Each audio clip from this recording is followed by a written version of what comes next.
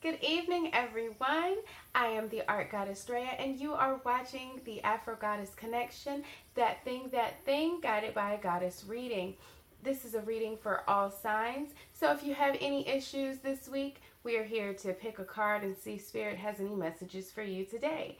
We will be using the Afro Goddess Tarot Arcanas, which is my deck and available at the link below in the bio.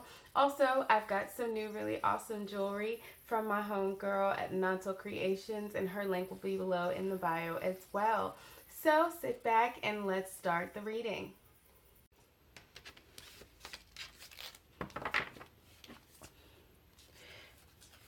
Universal Spirit, I ask that you allow me to be a vessel.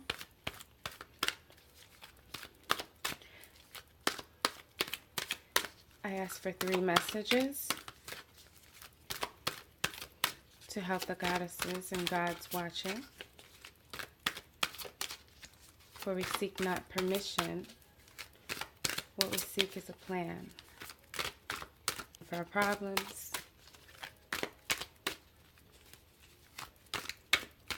plan for our stagnant moments,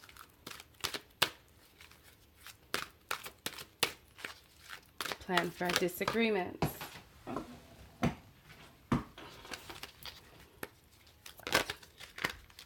We seek not permission. What we seek is a plan.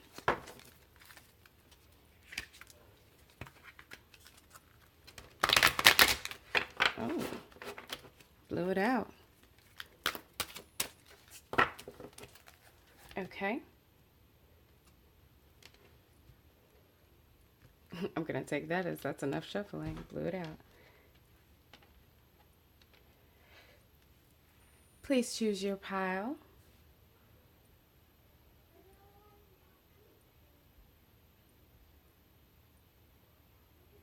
All right, if you chose the first set, you have the reversed Hermit. If you chose the second set, we have the Reverse God of Pentacles. And if you chose the third set, we have the Fool. All right. I was going to stop reading from the guidebook. However, someone wrote me and said how much they actually enjoyed the reading. So we are going to read just a little bit, and then we'll talk about each stack as we have been doing before. So we're going to start with the Hermit. The Hermit is from the major arcana of the deck, and so it is a major life decision or change that you are toiling with. So the Hermit. The goddess of the Hermit is on an inner soul-searching journey of truth. She welcomes the self-imposed solitude for an opportunity to use the powerful combination of both isolation and knowledge to ultimately reach higher levels of awareness. She is adorned in the gray cloak of invisibility, as her secrets are not for all, but only those whom are willing to climb the heights to wisdom. She rests upon her staff, as only her actions and attentions are warranted at this time, as she follows the lantern lit by none other than her own spirit. 9 is the number of accomplishment, wisdom, and search for truth. Pulling this card invites you to take this time for introspection at all cost. You must be content with being alone. It will be within this time you will develop the true power of a spiritual master by hearing the message Spirit has for you, uninterrupted. The butterfly enters the cocoon both a caterpillar and alone, but when it emerges from its dark cultivation, it is beautiful in both sight and flight. You're almost a butterfly. Have patience with your journey. But if it's in reverse, which is what we have here, the Hermit can point to loneliness and withdrawal. Either you're not taking enough time for personal reflection, or you may be taking too much. Meditate if you feel you have lost connection, but don't hide yourself away from no reason. Experience, too, is a valuable part of this life journey. So as I read that, I hear the part about experience too is a valuable part of the journey. You know, oftentimes we think we have to be perfect and we have to have the perfect product and the perfect website and the perfect script, the perfect everything. But could we really realize that authenticity is perfection? I told somebody that this week. I'm not sure who it was, but to be authentic in who you are and what you're doing is perfection. So this may be a moment when it's time for you to come out of this hermit mode. You're already here. You're a butterfly. It's time for you to go. It's time for you to do what you've been called to do. So let's see what's underneath that. The end of conflict. I always see the Five of Wands as, the Five of Wands represents a card where conflict is created, but it's really not a problem. It's just clouded visions, or maybe too many thoughts, or too much of this. But we're going to turn this right side up. You are going to be just fine. It's time to come out of this. It's time for you to accept that your authenticity is your perfection. So we're going to move on to the second stack, which is the Reversed God of Pentacles. So let's find him. I think he's the last one in the book. The God of Pentacles is one of wealth, abundance, and leadership. Here he stands surrounded by the abundance he has created. His scepter glows, and in the vibration of abundance flows through him and manifests into the physical. Wearing his helmet of strength, you know this God means business, as he surely is one to take the bull by the horns. His focused gaze and cloak of his large pentacle indicates this God is not only successful, but most of all, he is secure. The God of Pentacles represents having manifested success through self-discipline, control, and calculated leadership. You have worked hard and been both reliable and responsible, and can now see the material abundance coming forth from your labor. Your vision has become reality, and both you and the ones you love shall benefit from it. Be proud of your well-thought-out approach and continue to have confidence in your abilities to attract the abundance you deserve. In its reverse, which is what we have here, the God of Pentacles can indicate an unhealthy relationship with money and wealth. You may need to be more self-disciplined in your spending. You cannot create wealth if you're not keeping some. And you feel you are having trouble obtaining wealth at the time, maybe you should examine if you are subconsciously operating from a place of lack. Abundance can't come for you if you don't believe yourself to be abundant. Open yourself up to the idea that you can have it. Also, this reversal can indicate a need to devalue money a bit. Are you neglecting everyone you love for the love of money?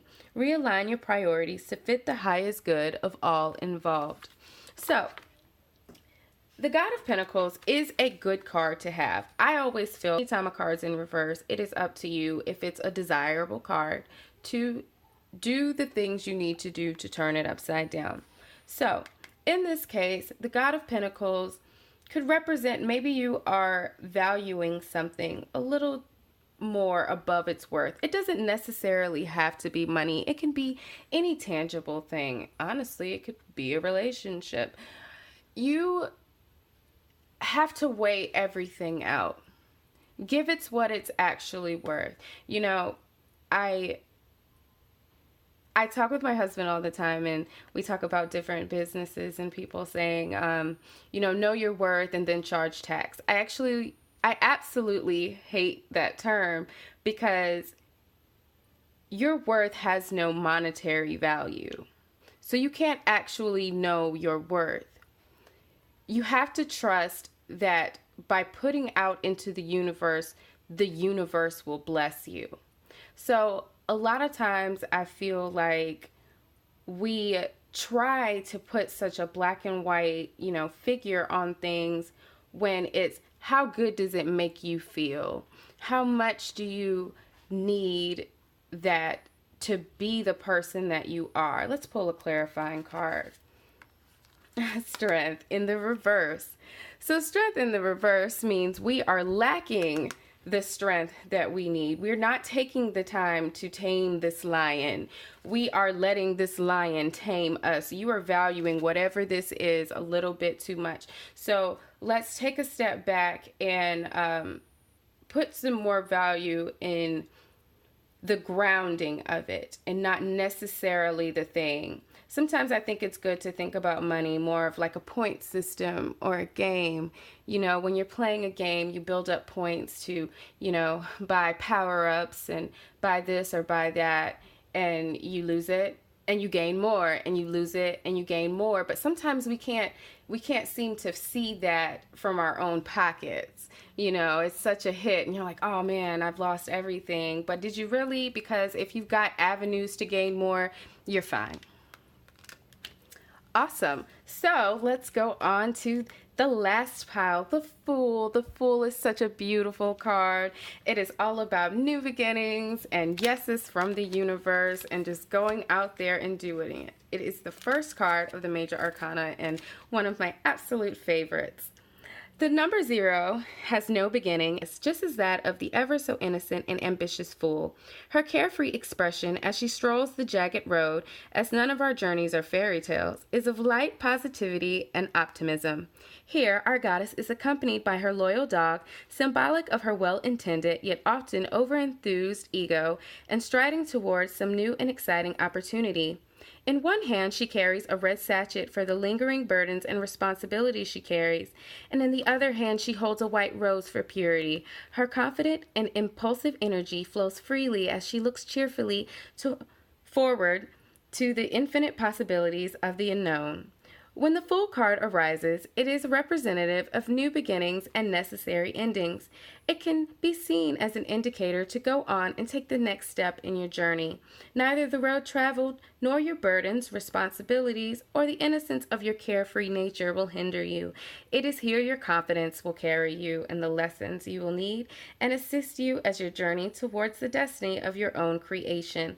So enjoy some lightheartedness as the journey of the Fool is just beginning.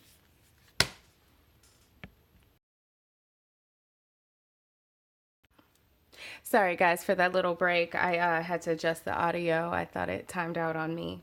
So let's go ahead and talk about the Fool. Like I was saying, the Fool is all about new beginnings. So if you are contemplating doing something, you absolutely have a yes from the universe. It's time for you to take that journey. It's time for you to switch on your way and hold your hair and be proud. Use your confidence. It is going to get you to... Oh, the Son of Pentacles. Very nice.